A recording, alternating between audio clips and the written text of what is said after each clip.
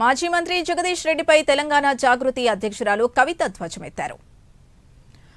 సూర్యాపేటలోని కర్నాల చెరువు కబ్జాకు గురైందని చెప్పారు. ఉండ్రుగొండలో జగదీష్ రెడ్డి అనుచరులు 6 ఎకరాల భూమిని కబ్జా చేశారని, వారిపై ప్రభుత్వం చర్యలు తీసుకోవాలని డిమాండ్ చేశారు.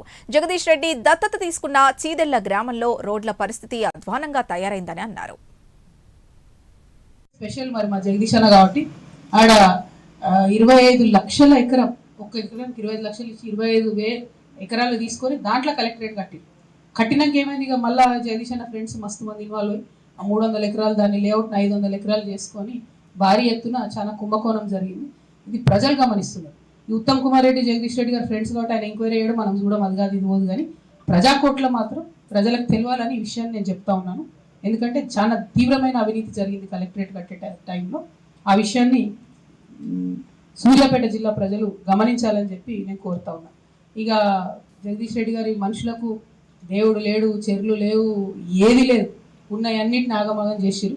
ఎగ్జాంపుల్ చెప్తున్న కర్నాల చెరువు, ఇది మాత్రం నేను హైడ్రాకు ఉత్తరం రాస్తాను. వాళ్ళు రియాక్ట్ అవుతారో కాదో చూద్దాం. అంటే ఉత్తమ్ అన్నకు జగదీష్ అన్నకు అండర్స్టాండింగ్ ఉందా లేదా తెలిపోద్ది. దీంతో కర్నాల చెరువు అనేటటువంటిది మంత్రి గారి అనుచరులు చెరబట్టి ఎంత ఘోరం అంటే అలుగు పోసేదాని మీదకి డైరెక్ట్ ప్రైవేట్ రోడ్ వేసుకొని వెంచర్ చేసుకుంటాం. దానికి మరి నేను హైడ్రాకి అయితే కంప్లైంట్ చేస్తాను. ఎందుకంటే పాత గూగుల్ ఇమేజెస్ ఉంటాయి, ఇప్పటికైతే గూగుల్ అబద్ధం చెప్తలేదు అనిపిస్తుంది నాకు. పాత ఇమేజెస్లో గూగుల్ యాస్టీస్గా మ్యాప్ చూపిస్తుంది, ఇప్పుడు కొత్త మ్యాప్ 2 కంపేర్ చేసి హైడ్రాకి పంపిస్తాను. నేను ఈ కర్నాల చెరువు మీద ఉన్న కబ్జా తీసేయాలని